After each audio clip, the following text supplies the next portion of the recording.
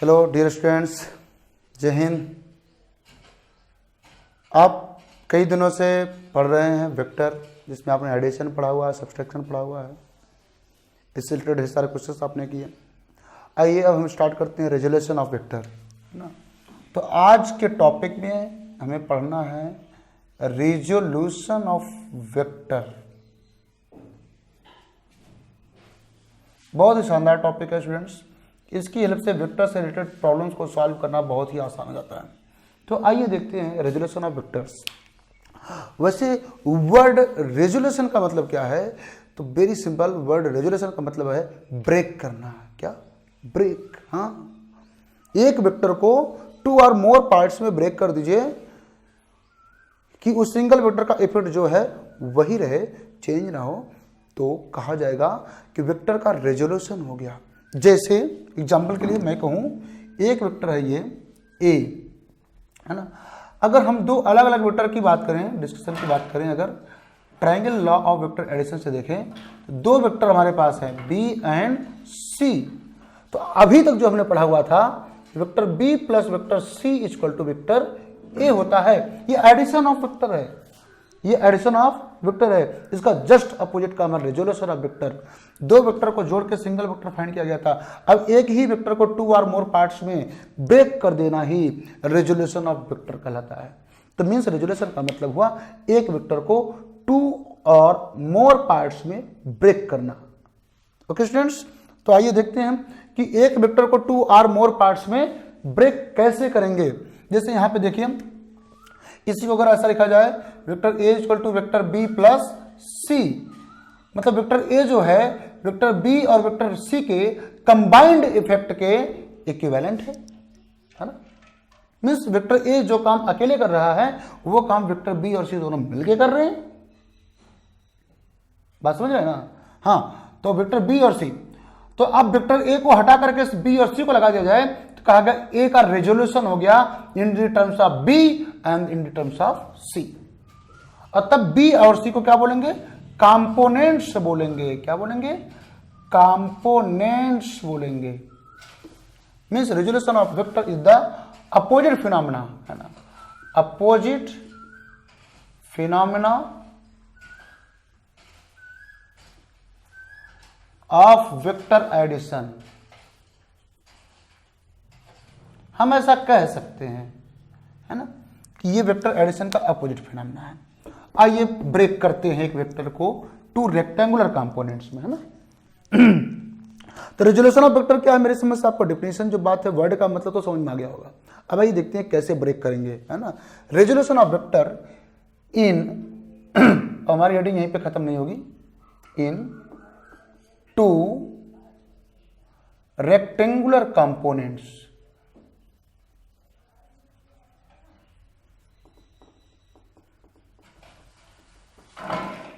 Okay, the two or more parts in which a vector is resolved is known as, are known as components of the vector। आइए देखते हैं। माना कि ये कोई vector है A जो with X axis theta angle बना रहा है, पॉजिटिव एक्स एक्सिस, ये वाई एक्सिस। हमको इस वेक्टर ए को एक्स एक्सिस और वाई एक्सिस के अलावा दो कंपोनेंट्स में ब्रेक करना है। क्योंकि ये दोनों कंपोनेंट्स के बीच में एंगल 90 होगा, इसलिए इनको रेक्टेंगुलर कंपोनेंट्स कहते हैं। आइए देखें कैसे ब्रेक करते हैं। Draw a perpendicular from the top of vector a to the x axis. ये देखिए, ये ओरिजिन ओ पॉइंट टॉप को अगर पी बोल दें तो ओपी पॉइंट पी से हमने परपेंडिकुलर ड्रॉ किया हुआ है, पी क्यू। क्या? P q. ध्यान देने की बात है, triangle law of vector addition से अगर हम देखें, ये देखिए, very simple, we can write vector a is equal to vector o q plus vector q p. If we draw a perpendicular at the y axis from the top of vector a, p r. What is p r? Okay, तो we can replace QP as O R, ध्यान दीजिएगा QP की जगह पे हम OR भी लिख सकते हैं। अब चूंकि ये डिस्टेंस अलोंग एक्स एक्सिस है इसलिए हम इसको AX से रिप्रेजेंट करते हैं। किससे रिप्रेजेंट करते हैं? AX से। और ये डिस्टेंस चूंकि अलोंग Y एक्सिस है और इसलिए हम इसको AY से रिप्रेजेंट कर सकते हैं। ओके, और जो X एक्सिस के अलोंग मैग्नीट्यूड OQ की लेंथ अगर AX है तो यूनिट वेक्टर I कैप से मल्टीप्लाई कर दे तो वेक्टर मिल जाएगा। तो since OQ is equal to AX I cap and OR vector form में देखा जाए is equal to AY J cap. भाई मैग्नीट्यूड इनटू यूनिट वेक्टर करते हैं तो पूरा वेक्टर मिलता है। ये बात आपको पता है ना, समझाया था मैंने, बताया था है? हाँ, तो मैग्नीट्यूड लेंथ मैंने बोला AX से रिप्रेजेंट कर लेते हैं तो इसको लिखेंगे AX I कैप, इसका लेंथ अगर AY हो तो AY J कैप, और तब लिखा जाएगा vector AX I cap plus AY J cap, है ना। बट ये तो रिप्रेजेंटेशन हुआ, क्या हुआ? रिप्रेजेंटेशन हुआ। इसकी वैल्यू कैसे निकालेंगे? इन the terms of vector AI cos theta लेते हैं। In right angle triangle PQ OQP, in right angle triangle OQP। चलो तो स्टूडेंट्स वैल्यू यहां पे पुट करते हैं। वेक्टर ये क्या बोलते हैं इसको, cos theta is equal to base मतलब AX अपॉन हाइपोटेनस मतलब A। This implies that AX is equal to A cos theta and sine theta लिया जाए कि PQ की लेंथ है AY अपॉन A, तो AY इज इक्वल टू आ गया क्या? A sine theta. इसको बोलेंगे क्या? X component of vector A, X component of vector A। ऐसे क्या बोलेंगे? Y component. Okay students, X component and Y component. इस तरह से अगर वेक्टर हमको A और X के साथ उसका मैग्नीट्यूड एंगल पता है, उसका X कंपोनेंट Y कंपोनेंट आराम से निकाल सकते हैं, यानी उसको टू रेक्टेंगुलर कंपोनेंट्स में ब्रेक कर सकते हैं, रिजॉल्व कर सकते हैं। यही है resolution of vector. Splitting of a vector in two or more parts without changing the combined effect is known as resolution of a vector. Okay, and the parts in which a vector is resolved so that total effect remains unchanged are known as components of the vector. And component of a vector along x-axis is known as x component of vector, and component of vector along y-axis is known as y component of vector. तो इस तरीके से ये तरीका आप सीखिएगा, इसको रटिएगा मत, तरीका सीखिएगा कि कैसे निकालते हैं। जिधर का थीटा पता है उधर वाला कंपोनेंट कॉस में आएगा, उसके परपेंडिकुलर वाला कंपोनेंट साइन में आएगा। आप इसको थोड़ा सा सीख लीजिए कि कैसे निकालते हैं और ये बहुत काम आएगा। ठीक है, ये आप रट भी सकते हैं कि जिस लाइन के साथ एंगल पता है उधर का कंपोनेंट कॉस में आएगा और उसके परपेंडिकुलर वाला कंपोनेंट साइन में आएगा। और देखिए AX AY की वैल्यू, अब यहां पर ये AX I कैप, इस तरीके से यहां पे अगर वैल्यूज को पुट कर दिया जाए तो देखिए क्या आएगा, ये कॉमन हो जाएगा, आएगा cos theta I cap plus sine theta J cap. AX की जगह पे A cos theta I cap plus A sine theta J cap, ये चीज है। हाँ, कहीं कि अगर कोई वेक्टर कंपोनेंट फॉर्म में दिया हुआ है, कोई वेक्टर कंपोनेंट फॉर्म में दिया हुआ है, तो उस वेक्टर का मैग्नीट्यूड कैसे पता करेंगे और डायरेक्शन कैसे पता करेंगे, तो उसके लिए भी देखिए तरीका क्या है हमारा। हम क्या करते हैं, इसको हम फिर x equation number 1 equation number 2 मान लें। Squaring and adding equation number 1 and 2, squaring and adding equations 1 and 2। एक तरीका ये है, स्क्वायर करके ऐड करें, means AX square plus AY square equal to a square cos square theta plus a square sine square theta. A square दोनों में से common हो जाएगा तो बचेगा cos square theta plus sine square theta, जिसकी वैल्यू होती है 1। ए स्क्वायर आ गया, मीन्स आ गया a square equal to a x square plus a y square, a equal to under root a x square plus a y square.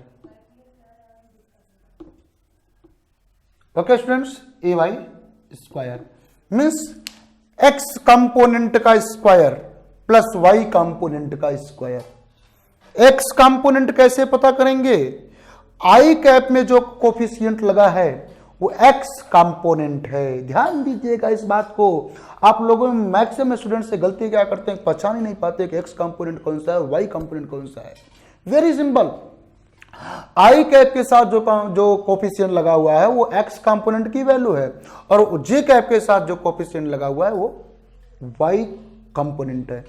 और इन components के square का सम का स्क्वायर रूट जो होगा वेक्टर का मैग्नीट्यूड देता है। और बीच वेक्टर का एंगल कैसे पता चलता है? विद एक्स एक्सिस एंगल पता करना हो तो इसको आप डिवाइड कर दीजिए। Dividing equation number 2 by equation number 1, तो क्या आएगा? A sine theta upon a cos theta, a sine theta upon a cos theta is equal to a y upon a x. ये कैंसिल हुआ, आ जाएगा tan theta is equal to a y by a x. तो very simple students, y component और x component को divide करेंगे तो आपको टेन थीटा मिलता है। Theta is the angle of vector made with X axis. तो इस तरीके से आप एक्सिस के साथ वेक्टर कितना एंगल बना रहा है वो भी निकाल सकते हैं। तो वेक्टर का मैग्नीट्यूड और एंगल दिया है तो वेक्टर के कंपोनेंट्स कैसे निकालेंगे, ये फार्मूला ना, कंपोनेंट्स कैसे निकालेंगे ये फार्मूला। और कंपोनेंट फॉर्म में अगर वेक्टर दिया हुआ है तो वेक्टर का मैग्नीट्यूड और डायरेक्शन कैसे निकालेंगे, ये दोनों फार्मूले याद रखिएगा स्टूडेंट्स। मैं जो बताया हूं वैसे सीरियल वाइज को नोट करिएगा कि किस जगह पे कौन सा फार्मूला यूज करेंगे। एग्जांपल के जरिए भी मैं ये बात आपको क्लियर करता हूं। स्टूडेंट्स, माना कि आपको गिवन है एक वेक्टर है F equal to 5 newton at 60 degree with X axis, तो इसका एक्स कंपोनेंट क्या होगा? इसका एक्स कंपोनेंट होगा हमारे फार्मूले के according A cos theta. Theta is the angle with X axis given है, तो सिंपली निकालेंगे। यहाँ पे फोर्स है ना भैया, तो फोर्स का एक्स कंपोनेंट हो जाएगा एफ कॉस 60 डिग्री। एफ की वैल्यू है 5, कॉस 60 की वैल्यू होती है 1/2, तो एक्स कंपोनेंट ऑफ फोर्स आ गया 5/2। और ऐसे ही इसका वाई कंपोनेंट हम निकालने जाएंगे। इधर वाला कंपोनेंट ये परपेंडिकुलर ड्रॉ करेंगे ना भैया, यहां से टॉप से, ये एक्स कंपोनेंट यहां तक हुआ, यहां तक हुआ वाई कंपोनेंट। तो वाई कंपोनेंट जो आएगा ए साइन थीटा आएगा, मतलब F Y equal to F sine 60। Angle यही लिया जाएगा एक ही, तो एफ वाई इक्वल टू आ जाएगा, एफ की वैल्यू है 5, साइन 30 की वैल्यू होती है √3/2, तो वाई कंपोनेंट आ गया 5/√3/2। We can represent the vector in the form of components, तो एफ इक्वल टू लिखा जाएगा F X I cap plus F Y J cap. तो एक्स कंपोनेंट यहां पे क्या आया हुआ है 5/2 I cap plus 5/√3/2 J cap.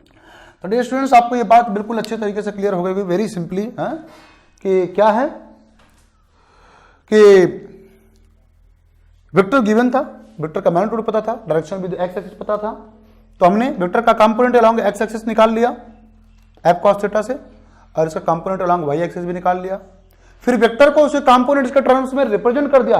This is the representation of vector in terms of its components along x axis and y axis, है ना। Vector in terms of its rectangular components, ये representation हो गया। और कहें सर इसकी help से क्या हम ये फाइंड कर सकते हैं वैल्यू? बिल्कुल, अंडर एक्स कंपोनेंट का स्क्वायर प्लस वाई कंपोनेंट का स्क्वायर करिए, आपको ये मिल जाएगा, no problem, easily. Okay students, ये कंपोनेंट्स में रिप्रेजेंट करना आपको आ गया। आइए नेक्स्ट एग्जांपल पे आते हैं। माना कि अब आपको एक वेक्टर दिया हुआ है, क्या दिया हुआ है? एक वेक्टर दिया हुआ है vector is equal to 4i cap plus 3j cap. जरा इस वेक्टर के बारे में बताइए, इसका x कंपोनेंट क्या है, इसका y कंपोनेंट क्या है, इसका y कंपोनेंट क्या है, वेक्टर का मैग्नीट्यूड क्या है, वेक्टर का मैग्नीट्यूड क्या है, वेक्टर की डायरेक्शन क्या है, डायरेक्शन क्या है, और वेक्टर के डायरेक्शन में यूनिट वेक्टर क्या है, ए कैप क्या है। सारे क्वेश्चन आपको बताने हैं। कंपोनेंट फॉर्म में कोई वेक्टर दे दिया गया है, अब उस वेक्टर का आपको x कंपोनेंट बताना है, y कंपोनेंट बताना है, वेक्टर का मैग्नीट्यूड बताना है, वेक्टर का डायरेक्शन बताना है, और वेक्टर के डायरेक्शन में यूनिट वेक्टर बताना है क्या है। आइए देखते हैं कैसे निकालेंगे। पहली बात तो x कंपोनेंट क्या होगा, कोफिशिएंट ऑफ i कैप, बोला था कोफिशिएंट ऑफ i कैप यानी 4, पहला सॉल्व हो गया। दूसरा y कंपोनेंट क्या है, कोफिशिएंट ऑफ j कैप 3 है।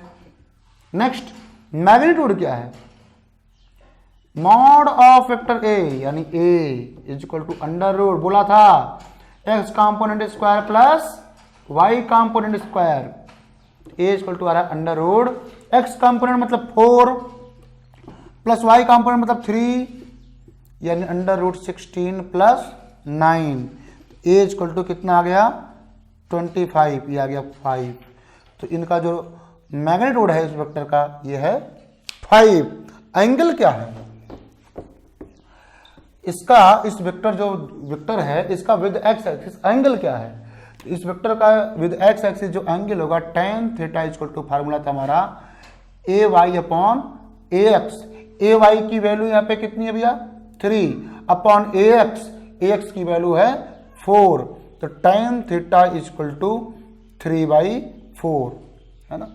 एक मैजिक ट्रायंगल में आपको बताऊं, अगर कोई राइट एंगल ट्रायंगल है, ये साइड है 3, ये साइड है 4, तो ये साइड होती है 5, कंफर्म याद रखिएगा, ये साइड 3, ये 4, ये 5। तो जो साइड 3 है, 3 के सामने वाला एंगल ऑलवेज याद रखना 37 डिग्री होता है, एंड 4 के सामने वाला एंगल 53 डिग्री होता है। और यहां पे देखिए tan 37 डिग्री को मतलब 3/4 आएगा, तो इसका मतलब हो गया tan 37 डिग्री, तो थीटा की वैल्यू यहां पर आ गई 37 डिग्री। ये स्पेशली एक ट्रायंगल के लिए मैंने बताया हुआ है, सभी एंगल के लिए ऐसा ट्रायंगल नहीं हमारे पास है, ऐसा ट्रायंगल नहीं है, कुछ एंगल्स के लिए है, जैसे 23 डिग्री के लिए, 53 डिग्री के लिए, 37 डिग्री के लिए, ऐसा कुछ के लिए है। तो यहाँ पे थीटा की वैल्यू 37 डिग्री, कहीं से रिप्रेजेंट कीजिए, ज्योमेट्रिकली रिप्रेजेंट कीजिए, कहीं भी इसको ज्योमेट्रिकली रिप्रेजेंट करने जाएंगे तो एक्स एक्सिस के साथ 37 डिग्री पे एक लाइन ड्रॉ करेंगे, 37 डिग्री पे लाइन ड्रॉ करेंगे, और ये जो वेक्टर होगा ये होगा कितने न्यूटन का, 5 न्यूटन का होगा, है ना, 5 यूनिट का ये वेक्टर होगा। इसका x कंपोनेंट कितना है 4 है, और y कंपोनेंट 3 है। इस तरीके से रिप्रेजेंटेशन हो जाएगा इस वेक्टर का ज्योमेट्रिकली। तो एक वेक्टर का सारी चीजें आपने पता कर लिया, s component, y component, magnitude और डायरेक्शन। हाँ, यूनिट वेक्टर पता करना बाकी है। आप जानते हैं भैया unit vector is equal to होता है वेक्टर अपॉन उसका मैग्नीट्यूड। तो वेक्टर यहां पे है 4i cap plus 3j cap upon magnitude का मतलब है 5, तो वेक्टर a इक्वल टू हो गया, बस यूनिट वेक्टर आ गया इसका 1/5 4i cap plus 3j cap, ये इसका यूनिट वेक्टर आ गया। यूनिट वेक्टर मतलब ऐसा वेक्टर जिसका मैग्नीट्यूड 1 है in the direction of vector a, यानी ये है यहां से लेकर के यहां तक जिसका मैग्नीट्यूड 1 है वह यूनिट वेक्टर a कैप, जिसके लिए फार्मूला यह आया हुआ है, वेक्टर रिप्रेजेंटेशन, वेक्टर नोटेशन आया हुआ है। बातें क्लियर स्टूडेंट्स? ओके, मुझे उम्मीद है कि आपको एक वेक्टर को उसके कंपोनेंट्स में कैसे रिजॉल्व करेंगे वो भी आ गया होगा, और अगर कोई वेक्टर कंपोनेंट्स में दिया हुआ है तो उसको हम उसके मैग्नीट्यूड को, डायरेक्शन को कैसे पता करेंगे और उसको ज्योमेट्रिकली कैसे रिप्रेजेंट कर लेंगे, ये भी आपको समझ में आ गया होगा। आइए इस पर देखते हैं कुछ और क्वेश्चन हम कैसे करेंगे और कहां कहां पर वेक्टर के रिजोल्यूशन की जरूरत पड़ती है, क्यों कर रहे हैं हम ऐसा, इस वेक्टर को हम क्यों रिजॉल्व कर रहे हैं, है ना। स्टूडेंट्स देखते हैं इसकी जरूरत क्या है, क्यों करते हैं रेजोल्यूशन। कहते हैं माना कि कोई सरफेस है, इस पर कोई ब्लॉक रखा हुआ है ना। ये हॉरिजॉन्टल डायरेक्शन हो गई, हॉरिजॉन्टल डायरेक्शन पे से 60 डिग्री पर है ना कोई फोर्स लग रहा है 10 न्यूटन का। कितने न्यूटन का? 10 न्यूटन का फोर्स लग रहा है। अब कहीं ये जो ब्लॉक है मूव कर रहा है हॉरिजॉन्टल डायरेक्शन में, तो बताइए इसको मूव कराने के लिए जो फोर्स रिस्पॉन्सिबल है उसका मैग्नीट्यूड क्या है, उसका मैग्नीट्यूड क्या है। कहें कि भैया देखिए इस फोर्स को यहाँ पे दो कंपोनेंट में रिजॉल्व करना पड़ेगा। क्या करना पड़ेगा? रिजॉल्व। एक एलॉन्ग मोशन और दूसरा परपेंडिकुलर टू दी मोशन। जिधर का एंगल पता है, मैंने बोला इधर का होता है cos 10 cos 60 डिग्री, और इसका परपेंडिकुलर वाला जो कंपोनेंट आएगा ये होगा 10 sin 60 डिग्री। जब कोई भी ब्लॉक, कोई बॉडी किसी सरफेस पे रखी जाती है, उस बॉडी का उसका वेट तो वेट के डाउनवर्ड पुल करता है, साथ में नॉर्मल रिएक्शन भी लगता है अपवर्ड डायरेक्शन में। क्या? नॉर्मल रिएक्शन न्यूटन का थर्ड लॉ आप लोगों ने 9th में पढ़ा होगा थोड़ा बहुत है। जब किसी सरफेस पे कोई बॉडी रखी जाती है ना, तो सरफेस इस बॉडी पर रिएक्शन लगाती है कि नहीं। तो एक नॉर्मल अपवर्ड फोर्स लग रहा है इस बॉडी पर, दूसरा इसका वेट डाउनवर्ड पुल कर रहा है ना। इस फोर्स के दो कंपोनेंट, एक 10 cos 60 जो कि फॉरवर्ड डायरेक्शन में, इसका एक कंपोनेंट अपवर्ड है। कहें जो अपवर्ड फोर्स है ये डाउनवर्ड फोर्स को बैलेंस कर दे रहा है। बॉडी ना तो अप जा रही है ना तो डाउन जा रही है, तो वर्टिकली अपवर्ड काम करने वाले फोर्सेस वर्टिकली डाउनवर्ड काम करने वाले फोर्स को कैंसिल कर दे रहे हैं। अगर ना करते तो फोर्स जिस डायरेक्शन में लगता है बॉडी उस डायरेक्शन में जाती, लेकिन बॉडी ना तो अप जा रही ना तो डाउन जा रही है, वर्टिकल फोर्सेस एक दूसरे को कैंसिल कर दे रहे हैं। बॉडी हॉरिजॉन्टल जा रही है और हॉरिजॉन्टल डायरेक्शन में लगे हुए फोर्स की वैल्यू सिर्फ इतनी है, तो force in x direction 10 cos 60 है, यानी 10 × 1/2 यानी ये 5 न्यूटन। तो स्टूडेंट्स कंपोनेंट्स में रिजॉल्व करने पर पता चला इस बॉडी को मूव कराने के लिए जो रिस्पॉन्सिबल फोर्स है, इस बॉडी में जो एक्सेलरेशन प्रोड्यूस हुआ है, वो एक्सेलरेशन प्रोड्यूस कराने के लिए जो फोर्स रिस्पॉन्सिबल है वो है ओनली 5 न्यूटन। लगाया गया है 10 न्यूटन, बट एक्सेलरेशन प्रोवाइड करने के लिए जो रिस्पॉन्सिबल फोर्स है वो ओनली 5 न्यूटन है। F = ma आप लगाने जाएंगे तो आप F की वैल्यू 5 लेंगे। The component of force in the direction of motion, component of force in the direction of motion। दूसरा एग्जांपल आप देखिए, माना कि ये कोई इंक्लाइंड प्लेन है, यहां पे एंगल थीटा है, यहां पे कोई ब्लॉक रखा हुआ है, स्मूथ सरफेस है। कैसी? स्मूथ सरफेस है, मतलब कोई फ्रिक्शन विक्शन नहीं है। ब्लॉक को अगर आप छोड़ोगे तो ब्लॉक क्या करेगा? ऊपर जाएगा या नीचे आएगा? डेफिनेटली वो नीचे आएगा। क्यों नीचे आएगा? Which force is responsible to pull down the block in downward direction? Which force is responsible to pull down the block? Let's see, आइए देखते हैं इस पर कौन कौन से फोर्सेस लग सकते हैं। एक तो इसका वेट लगेगा वर्टिकली डाउनवर्ड, दूसरा सरफेस का नॉर्मल रिएक्शन लगेगा सरफेस के परपेंडिकुलर। ओके, कांटेक्ट में बॉडीज होती हैं तो कांटेक्ट सरफेस के परपेंडिकुलर फोर्स लगता है, जिसे रिएक्शन बोलते हैं, नॉर्मल रिएक्शन बोलते हैं। तो ये नॉर्मल रिएक्शन है, ये mg है, दो ही फोर्स इस पे लगेगा, तीसरा कोई फोर्स लगने वाला नहीं है। तो कहीं सरफेस के अलॉन्ग तो कोई फोर्स ही नहीं है भैया, तो ये बॉडी सरफेस के अलॉन्ग क्यों आ रही है? तो ये बॉडी सरफेस के अलॉन्ग क्यों आ रहे हैं? कहीं हो सकता है इस नॉर्मल का सरफेस के अलॉन्ग कोई कंपोनेंट हो। कहीं सर नॉर्मल का सरफेस के अलॉन्ग कंपोनेंट? अरे भैया नॉर्मल का सरफेस के अलॉन्ग कोई कंपोनेंट होगा? हाँ नहीं होगा। क्यों? क्योंकि नॉर्मल का कंपोनेंट अलॉन्ग सरफेस देखने जाएंगे n cos 90 लिखेंगे। क्यों? क्योंकि नॉर्मल जो है सरफेस के साथ 90 बना रहा है और cos 90 की वैल्यू 0 होती है तो नॉर्मल का कोई भी कंपोनेंट सरफेस के अलॉन्ग काम नहीं कर रहा है, तो normal is not responsible for the motion of block.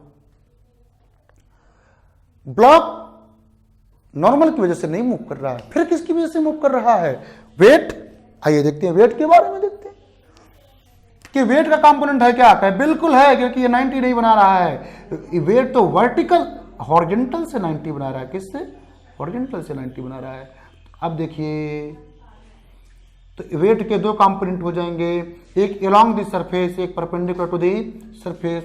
जरा इस एंगल से रिलेशन देखते हैं, क्या इनमें से किसी का रिलेशन इस एंगल के साथ है? तो मैं कहूंगा बिल्कुल है। कैसे? जरा देखिए, मैं दूसरा फिगर बनाता हूं। ये ट्राइंगल बना दिया मैंने, यहाँ पे पॉइंट बना दिया, हॉरिजॉन्टल लाइन बना दिया, वर्टिकल लाइन बना दिया, जे एंगल थीटा बना दिया, और इस सरफेस पर मैंने नॉर्मल भी बना दिया। सोचिएगा, अगर ये थीटा है, हॉरिजॉन्टल लाइन ट्रांसवर्सल, ये एंगल भी थीटा होगा।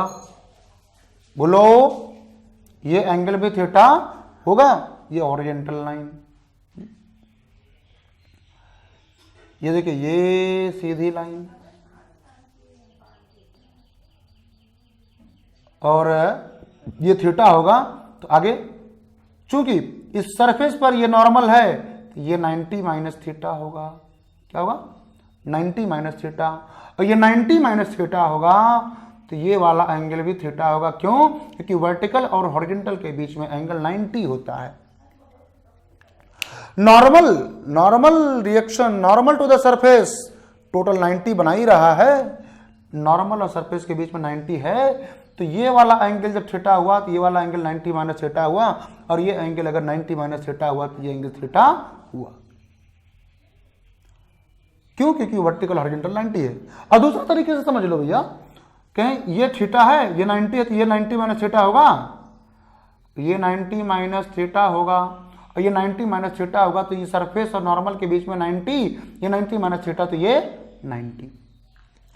ओवरऑल मैं आपको बताऊं तो ये वाला जो एंगल है, नॉर्मल टू द सरफेस और नॉर्मल टू द हॉरिजॉन्टल के बीच में एंगल थीटा है, तो ये और ये के बीच में एंगल थीटा होगा, ये वाला एंगल थीटा होगा।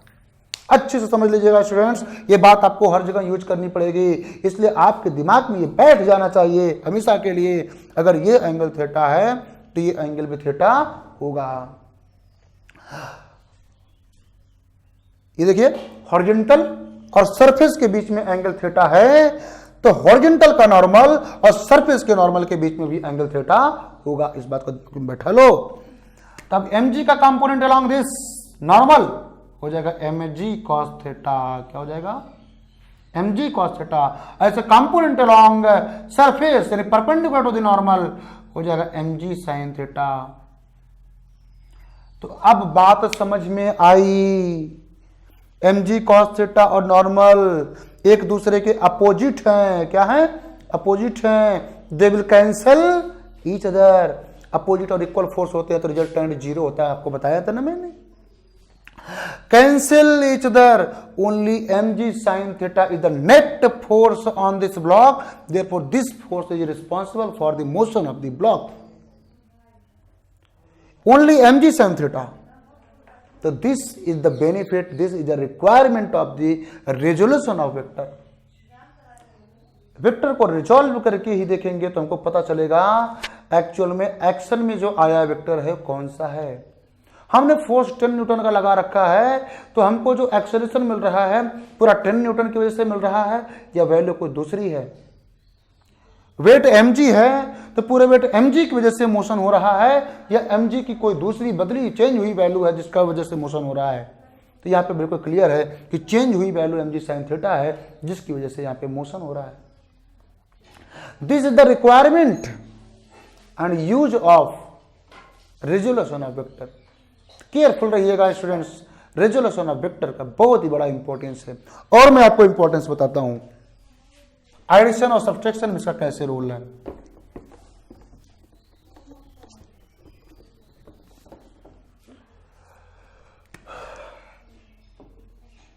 एडिशन में हमने कहा, ये देखिए दो वेक्टर हैं 4 न्यूटन का एंड 3 न्यूटन का, इनके बीच में एंगल 60 डिग्री है। कितना है? 60 डिग्री। आइए पता करते हैं इनका रिजल्टेंट क्या होगा। कैसा रिजल्टेंट पता करना तो बड़ा आसान काम है। ए इक्वल टू आ जाएगा under root 4 square plus 3 square plus 2 into 4 into 3 into cos 60 degree under root 16 plus 9 plus 24 into 1/2 यानी under root 25 plus 12 under root 37। ये रिजल्टेंट की वैल्यू आ गई। क्या रिजल्टेंट की डायरेक्शन कैसे पता करेंगे? डायरेक्शन का tan अल्फा इक्वल टू 5 लगा देंगे b sine theta upon a plus B cos theta. तो tan अल्फा इक्वल टू आ जाएगा b की वैल्यू यहाँ पर 3 साइन थीटा का मतलब 60 डिग्री अपॉन 4 3 कॉस 60 डिग्री। कहेंगे इसको सॉल्व कर लेंगे तो 3 अंडर रूट 3/2 अपॉन 4 प्लस 3/2। कहीं इसको सॉल्व कर लिया जाए तो ओवरऑल यहां पे क्या आने वाला है? tan alpha equal to 3 under root 3/11 आ गया। क्या आ गया? 11। कैसे इसको सॉल्व करना? बड़ा आसान था, हमने कर लिया क्या। लेकिन इसको कंपोनेंट में कैसे रिजॉल्व करके सॉल्व कर सकते हैं? कंपोनेंट में अगर रिजॉल्व करना चाहें तो ये जो 4 है इसको हम वेक्टर ए बोलें और 3 को वेक्टर बी बोलें तो वेक्टर ए को लिखा जा सकता है 4i कैप। क्यों? क्योंकि अलोंग एक्स एक्सिस है। किसके अलोंग है? अलोंग एक्स एक्सिस है। और बी को अगर तोड़ें तो बी का जो एक्स कंपोनेंट होगा bx ये होगा 3 cos 60 मतलब 3/2। अब b का जो y कंपोनेंट होगा वो क्या होगा? b का जो y कंपोनेंट होगा 3 इधर वाला 3 साइन 60 3 अंडर रूट 3/2 हो जाएगा। कहें अब एडिशन यानी b वेक्टर जो होगा x component i cap plus y component j cap यानी 3/2 i cap plus 3 under root 3/2 j cap. कहें सर अब ये तो बड़ा लेंदी हो रहा है। कहें बिल्कुल नहीं, आपको समझा रहा हूं ना इसलिए थोड़ा लेंदी हो रहा है। जब क्वेश्चन आएगा तो आप बड़े आसानी से और सिंपली सॉल्व करेंगे और ये बहुत हेल्पफुल फील होगा। जरा सोचिए इसके बारे में। आप ऐड करना है वेक्टर ए प्लस बी लेना है हमको, vector A plus vector B लेना है तो क्या आएगा? Vector A plus vector B लेना है तो क्या आएगा? देखिएगा, देखो भैया ये x कंपोनेंट दोनों सेम डायरेक्शन में सीधे ऐड होते हैं ना। क्या सीधे ऐड होते हैं? तो 4 प्लस 3/2 i कैप। क्यों सीधे ऐड कर लिया? क्योंकि दोनों i कैप में है, दोनों के डायरेक्शन अलॉन्ग एक्स एक्सिस है, सेम डायरेक्शन में वेक्टर्स हैं और सेम डायरेक्शन में जो वेक्टर्स होते हैं उनको सीधे सीधे ऐड कर लिया करते हैं। Plus y cap sorry j cap इसमें नहीं है, इसमें है तो सिर्फ यही रहेगा 3 अंडर रूट 3/2 j कैप। तो a vector plus b vector equal to आ गया 11/2 i cap plus 3 under root 3/2 j cap. कहीं ये तो a plus B vector form में आ गया, यहां पर अभी वेक्टर फॉर्म में नहीं आया था। अगर यहां पर आप वेक्टर फॉर्म में निकालने जाते हैं तो भी आपको और भी कुछ करना पड़ता, साइन अल्फा कॉस अल्फा निकाल करके फिर ए कॉस अल्फा ए साइन अल्फा करना पड़ता। लेकिन यहां देखिए a प्लस बी सीधा सीधा किस फॉर्म में आ गया? सॉरी रिजल्टेंट को आर से रिप्रेजेंट करना होता है। तो a plus B vector form में आ गया, रिजल्टेंट आर वेक्टर आ गया। मैग्नीट्यूड निकालना है। कहें सर मैग्नीट्यूड निकालने के लिए under root X component square plus resultant का y कंपोनेंट स्क्वायर यानी 11/2 to the whole square plus 3 under root 3/2 to the whole square के अंडर रूट कितना आएगा? 121/4 प्लस 27/4 अंडर रूट कितना आएगा? 841/4, इसको आप डिवाइड कर दीजिए, कितना आएगा √37। तो मैग्नीट्यूड ऑफ रिजल्टेंट भी आ गया। अब कैंसर डायरेक्शन तो लगा दीजिए tan alpha equal to y component upon x component. तो y कंपोनेंट कितना है देखिएगा, y कंपोनेंट यहाँ पे रिजल्टेंट का 3√3/2 है और x कंपोनेंट कितना है 11/2। आप इसको सॉल्व करेंगे तो आएगा 3√3/11 जो कि यहां पर आया हुआ है। इस तरह से एडिशन ऑफ वेक्टर्स आप कंपोनेंट्स में रिजॉल्व करके भी कर सकते हैं। कहेंगे सर लेकिन ये तो लेंदी हो गया। मैं कहूंगा देखिए अभी आपको लेंदी दिखाई दे रहा है, लेकिन जब 2 वेक्टर्स के बजाय मोर देन 2 वेक्टर्स आपको करना पड़ेगा तो आपके लिए आसान हो जाएगा। आइए उसके लिए भी एक एग्जांपल मैं आपको दिखाता हूं।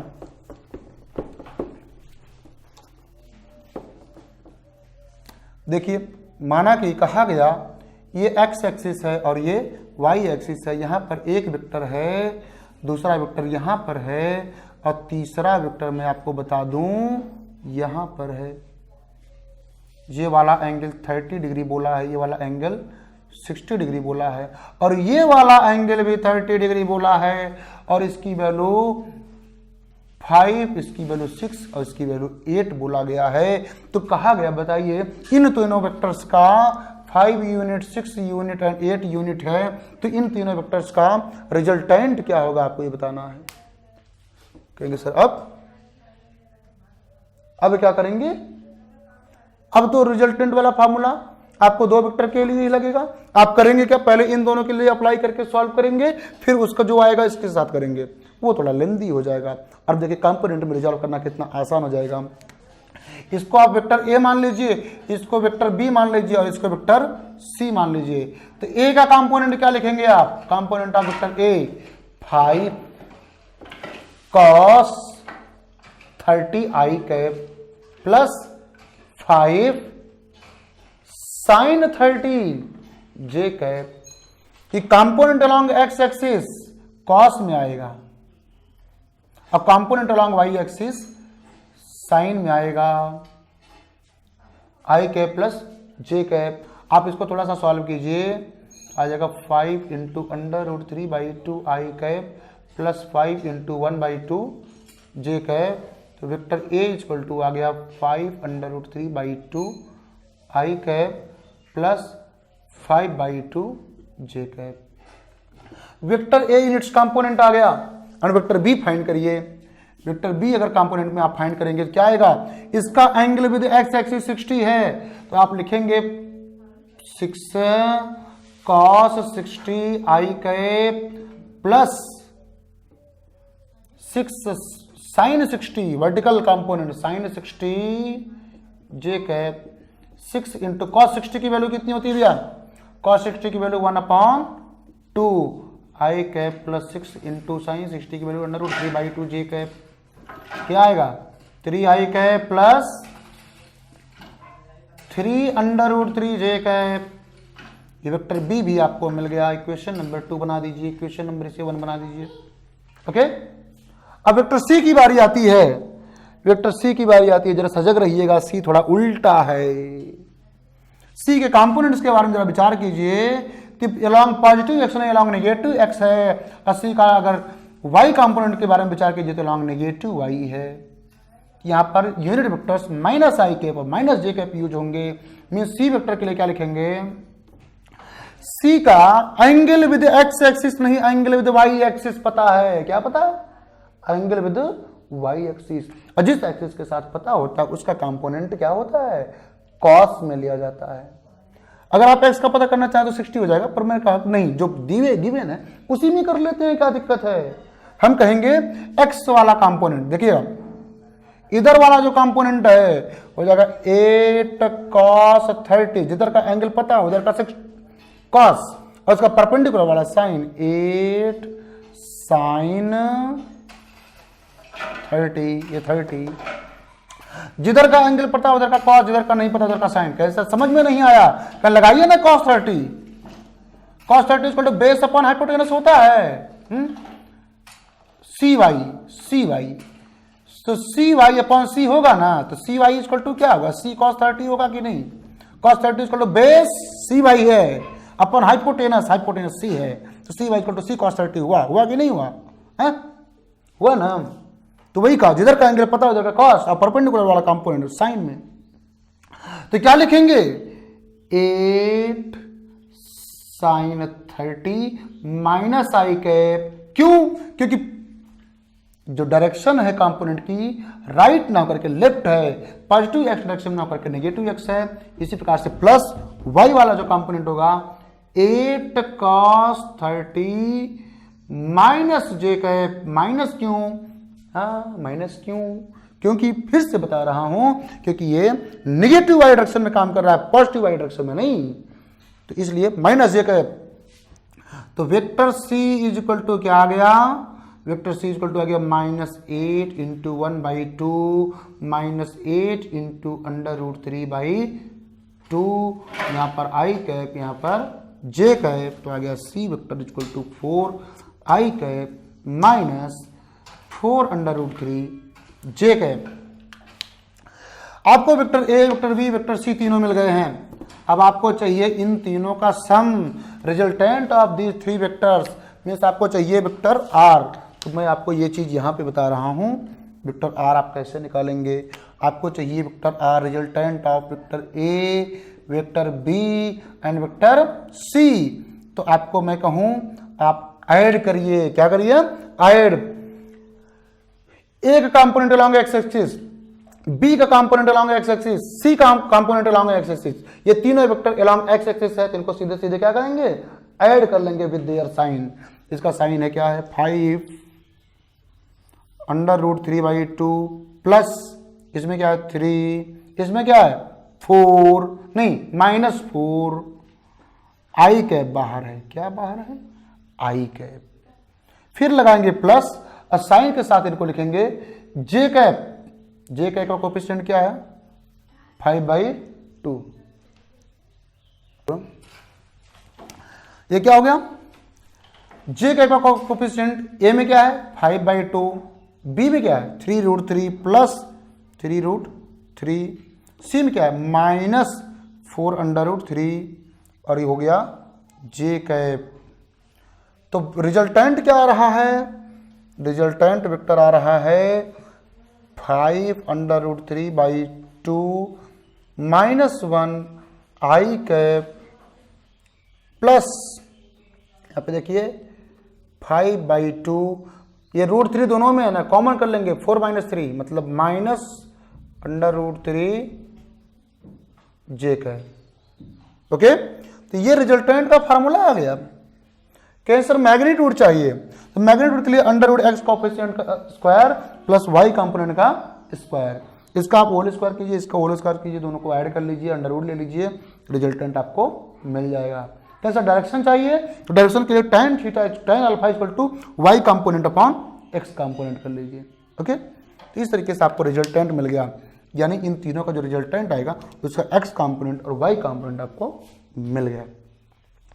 तो इस तरीके से स्टूडेंट्स मोर देन 2 वेक्टर्स को ऐड करना है और उसका एंगल्स हमें एक्स एक्सिस के साथ या वाई एक्सिस के साथ पता है, तो इस मेथड से सॉल्व करना बहुत आसान है।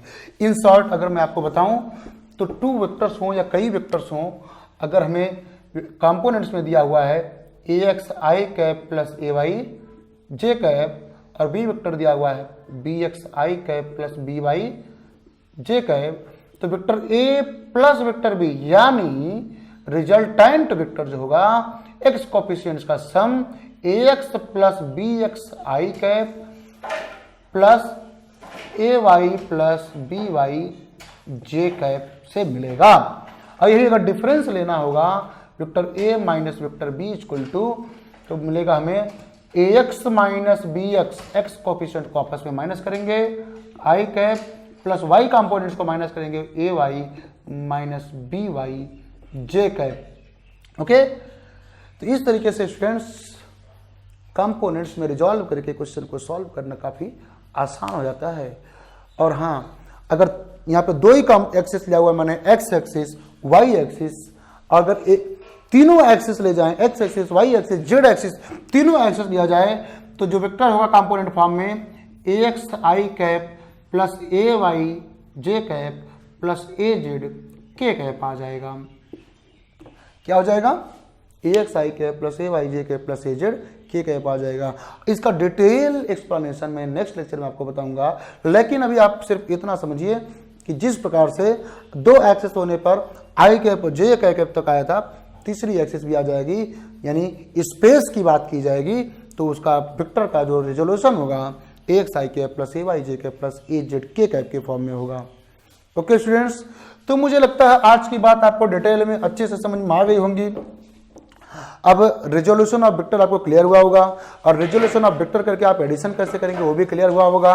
और अगर इस फॉर्म में दिया होगा तो रिजल्ट ये वेक्टर ए का जो मैग्नीट्यूड होगा कैसे निकालेंगे आप ये भी देख लीजिए। वही कंपोनेंट्स के स्क्वायर का सम का स्क्वायर रूट ए वाई स्क्वायर प्लस ए जेड स्क्वायर, तो और यूनिट वेक्टर कैसे निकालेंगे ये भी आपको पता। तो यानी कंपोनेंट्स में रिजॉल्व करना और उस पर बेस्ड क्वेश्चंस को सॉल्व करना आपको क्लियर हुआ होगा। इन चीज़ों को आप और क्लियर कीजिए, क्वेश्चंस को कीजिए, और उसके बाद नेक्स्ट लेक्चर में आपको मिलते हैं विद प्रोडक्ट ऑफ वेक्टर के साथ और इससे रिलेटेड जो प्रॉब्लम्स रहेंगी उनके साथ। ओके स्टूडेंट्स, थैंक यू, जय हिंद। मिलते हैं नेक्स्ट लेक्चर में विद नेक्स्ट टॉपिक।